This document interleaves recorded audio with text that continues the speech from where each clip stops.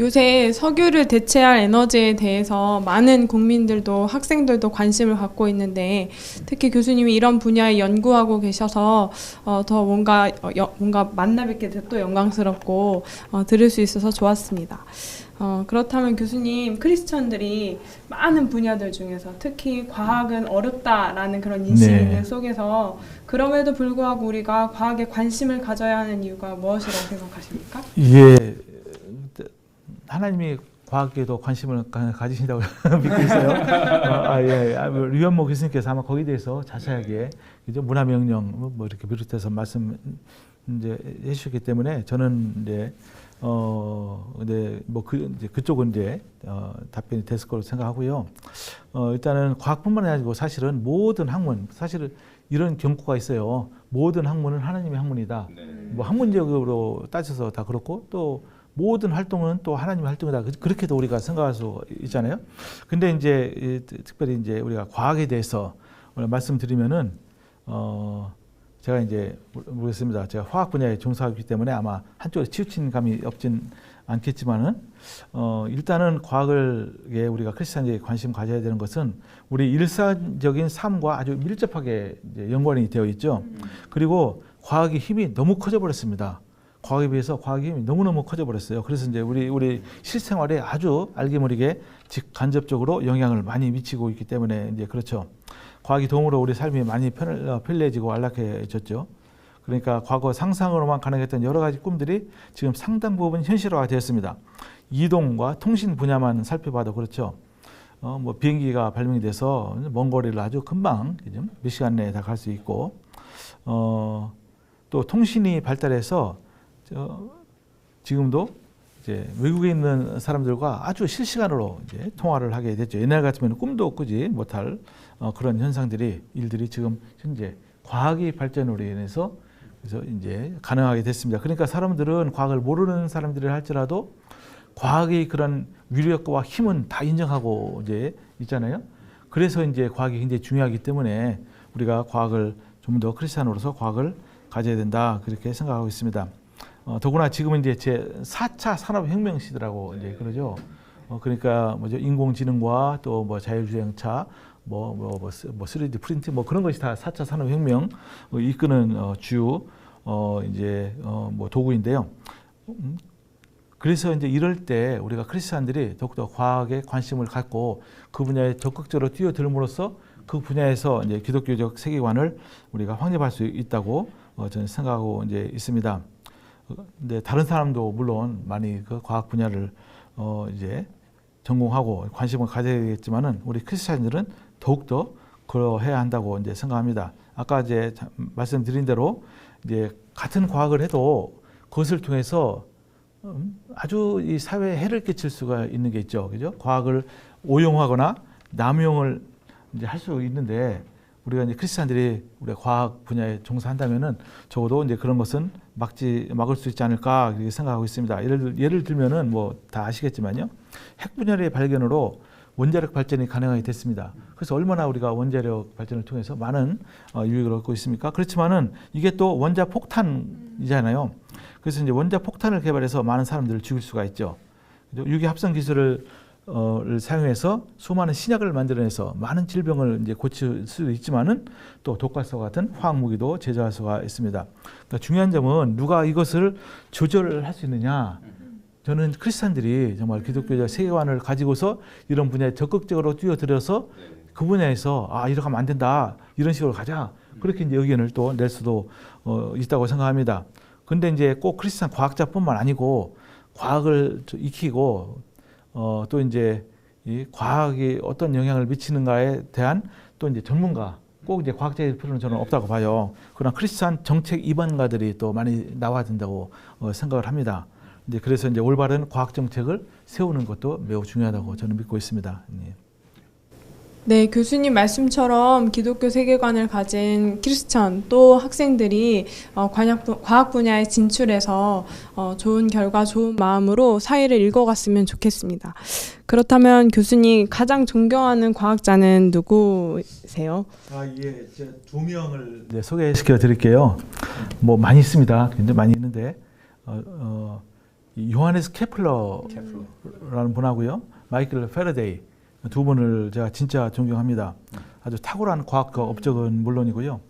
그것보다는 저는 그분들의 삶이 저를 매우 이제 감동시켰어요. 케플러는 루터교에 속한 개신교도죠. 이제 그분이 이제 살았던 시기는 정교 개혁 후, 그분이 언제죠? 1570 몇 년부터 이렇게 사셨는데요. 정교 개혁 후에 이 30년 전쟁이 유럽에 있었습니다. 그런 아주 전쟁 그 와중에 그분이 살던 지역이 이제 그런 전쟁에 아주 휩쓸렸는데, 그런 격동기를 살았던 수학자이자 천문학자였습니다. 그런 수학과 천문학뿐 아니라 성경, 특별히 성찬식을 또 깊이 있게 연구해서 뭐 논문도 쓰고 그랬습니다. 이제 그는 이제 끝까지 그의 믿음을 이제 지켰죠. 근데 그 가정사를 보면요, 그의 아버지는 용병으로 전쟁에 다니느라고 집에 거의 있질 않았어요. 그리고 이제 그의 어머니는 마녀로 몰렸습니다. 마녀로 몰려서 거의 죽을 뻔했어요. 근데 이제 당시 이제 케플러가 아주 적극적으로 변호해서 간신히 목숨은 건졌지만 또 마녀로 몰려서 막 갇히고 해서 막 굉장히 어려움을 이제 정신적인 어려움도 컸겠죠. 그러다가 이제 풀려났지만 그 후유증으로 곧 죽었습니다. 또 케플러의 가족사도 가정사도 이제 비극 그 자체인 것 같아요. 첫째 부인과의 사이에서 5명의 아이를 얻었는데 한 명, 그 딸아이만 그래도 이제 결혼할 때까지 살아남았고 부인도 일찍 죽었습니다. 그래서 후에 또 재혼을 했는데 거기서 6명의 자녀를 얻었지만은 3명은 또 일찍 죽었습니다. 그럼에도 불구하고 케플러는 연구에 아주 매진을 했습니다. 근데 그의 연구의 원동력은 하나님의 영광이라고. 하나님이 영광이 드러난다면은 저는 묻혀도 좋습니다. 이제 그런 말도 이제 했습니다. 자신의 이름이 사라지더라도 하나님 이름이 높임을 받기를 받았죠. 이제 그는 이제 코페르니쿠스 주의자였죠. 당시에는 이제 거의 이제 천동설은 이제 사라져가고 이제 지동설이 이제 지구가 우주의 중심이 아니다. 그 태양이 중심으로 이렇게 돌고 있다. 이제 그런 이 코페르니쿠스 그런 혁명이 있었잖아요. 근데 사실 코페르니쿠스의 그런 이 우주론이 그것도 불완전했어요. 상당히. 이제 그래서 이제 그 불완전한 그 이론을 완벽하게 케플러가 이제 수행했죠. 이게 뭐냐면은 코페르니쿠스는 태양을 중심으로 모든 행성들이 완벽한 원운동을 한다고 했는데 그건 완전히 틀린 이론이거든요. 그래서 이제 케플러는 이 20년에 걸쳐서 케플러의 3법칙이라고 이제 있습니다. 그 3법칙을 발견했어요. 네. 그런데 이제 그의 죽음도 사실은 비극적이었는데요. 밀린 연금을 받기 위해서 길을 가던 중 노중에서 이제 한마디로 객사를 했죠. 그때는 이제 황제 루돌프 황제 밑에서 이제 굉장히 많은 일을 했는데 그 연금을 받지 못해서 어쨌든 그런 삶을 살았지만은 케플러는 그럼에도 불구하고 모든 그 영광을 다 하나님께 돌리고 그 가정사나 참 굉장히 이제 비극적인 요소가 많았지만은 정말 그럼에도 불구하고 연구에 매진해서 아주 위대한 업적을 이뤘습니다. 그리고 또 한 분은 마이클 패러데이인데요. 이분은 영국 분입니다. 1791년에 태어나서 1860 몇 년이죠? 7년인가 이제 그때까지 사신 분인데요. 이분은 특히 제가 좋아하는 이유가 이분이 발견한 법칙이 패러데이 법칙이라고 해서 이 정규학 법칙이 있어요. 그래서 이제 저희 정규학 때도 이제 이분 패러데이 나올 때마다 제 학생들에게 좀 자세하게 설명하고 있습니다. 근데 패러데이는 전자기 유도 법칙으로 아주 잘 알려져 있죠. 그러니까 전기가 자기를 생성하고 자기가 전기를 생성한다. 그래서 이제 둘이 그것을 잘 이용해서 전기 모터를 이분이 이제 발명했죠. 그는 그렇지만은 초등학교 교육도 제대로 받지 못했습니다. 그렇지만 특유의 호기심과 열정으로 수많은 법칙을 발견했습니다. 그는 처음에 이제 집안이 너무너무 가난했어요. 그 아버지는 말하자면은 뭘 이제 간단하게 철로 이렇게 해서 이제 뭐 만드는 이제 그런 분이었는데 집이 하도 가난해서 심부름 소년을 좀 어렸을 때는 심부름 소년으로 이제 일하다가 좀 커서는 책 재본공이 됐습니다.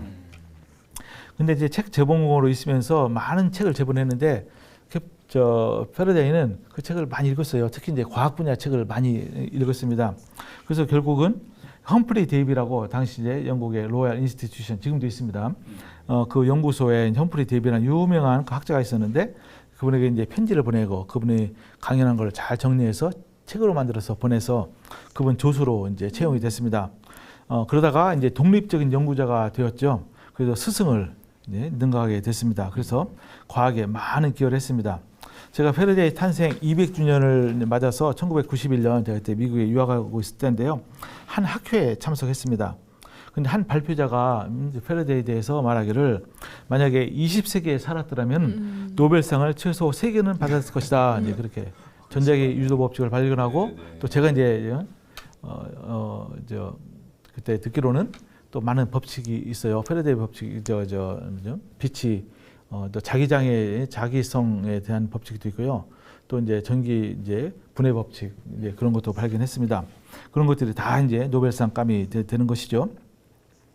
근데 그러한 업적보다도 저는 패러데이가 평생을 한 교회의 장로로서 주일날은 어김없이 교회에 갔습니다.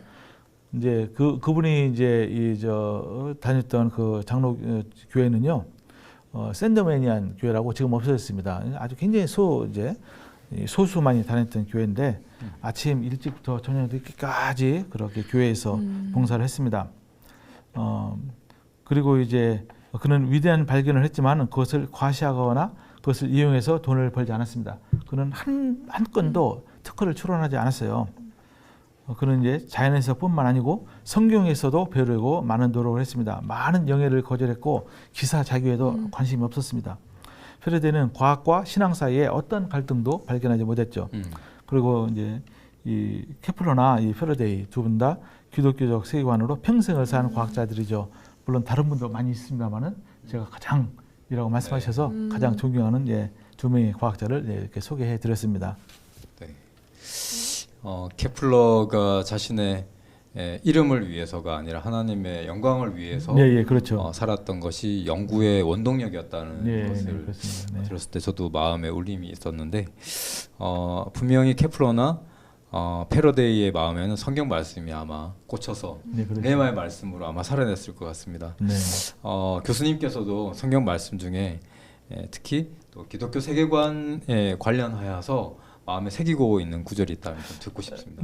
두 구절이 이제 생각나는데요. 먼저 로마서 11장 36절입니다. 네, 거기에 이는 만물이 주에게서 나오고 주로 말미암고 주에게로 돌아감이라. 그에게 영광이 세세 있을지어다. 아멘. 그 한 구절이고요. 또 골로새서 1장 16, 17절 말씀인데요. 만물이 그에게서 창조되되 하늘과 땅에서 보이는 것들과 보이지 않는 것들과 혹은 왕권들이나 주권들이나 통치자들이나 권세들이나 만물이 다 그로 말미암고 그를 위하여 창조되었고 또한 그가 만물보다 먼저 계시고 만물이 그 안에 함께 섰느니라. 이 말씀들은요 모두 만물에 대한 하나님과 예수님의 주권을 말하고 있습니다. 로마서의 말씀은 만물의 시작과 과정과 끝, 즉 과거, 현재, 미래를 만물이 근원이시며 집행자이시기도 하고 목적이신 하나님께로 귀속시키고 있습니다. 골로새서 말씀은 좀 더 구체적으로 만물을 이제 설명하고 있는데요. 예수님의 주권은 눈에 보이는 것에만 있는 것이 아니고 눈에 보이지 않는 그런 세계에도까지도 미친다고 밝힙니다. 그죠? 눈에 보이는 것들과 보이지 않는 것들, 그죠? 네, 그런 것들에 대해서 이제 예수님의 주권이 이제 미친다고 보는 거죠. 눈에 보이는 세계는 가시적인 세계라고 할 수 있습니다. 그러니까 주로 이제 이공계에서 대상으로 삼고 있는 그 세계가 바로 가시적인 세계죠. 뭐 저도 이제 그렇고요. 그렇지만은 눈에 보이지 않는 세계도 분명히 있죠. 물론 여기서 이제 사도 바울이 얘기하고 있는 것은 이제 왕권들, 주권들, 통치자, 권세 이제 그런 것은 아마 영적인 세계로 이제 볼 수 있겠지만은 저는 이것을 나름대로 이것을 이제 좀 더 확장해서 학문 세계로 확장하면은 아마 눈에 보이지 않는 비가시적인 대상을 다루는 그런 학문의 여러 분야라고 저는 생각을 해봤어요. 그러니까 인문, 사회과학, 뭐 예술, 뭐 그런 것들은 사실 눈에 보이는 우리가 결과는 눈에 보이는 것이 될 수 있을지 몰라도 보이지 않는 그런 이제 분야를 대상으로 삼고 있는 학문이죠. 그래서 이제 이런 모든 분야, 그러니까 한마디로 말하면은 이 모든 학문뿐만 아니고 우리 전 삶에 있어서의 그런 이 주권자는 바로 예수 그리스도시다. 이제 그래서 이제 이 두 구절이 저는 기독교 세계관과 관련해서 아주 가장 좋아하는 그런 구절입니다. 네. 근데 이제 지금은 참 너무 학문 분야만 보면은 인본주의적인 사상에 너무 치우쳐 있는 것 같아요. 특히 대학에서. 그래서 이제 적어도 우리 기독교인들만큼은 자신의 공부하거나 연구하는 분야의 주인이 예수님이라는 그런 생각을 갖고 했으면 좋겠다는 생각입니다. 네.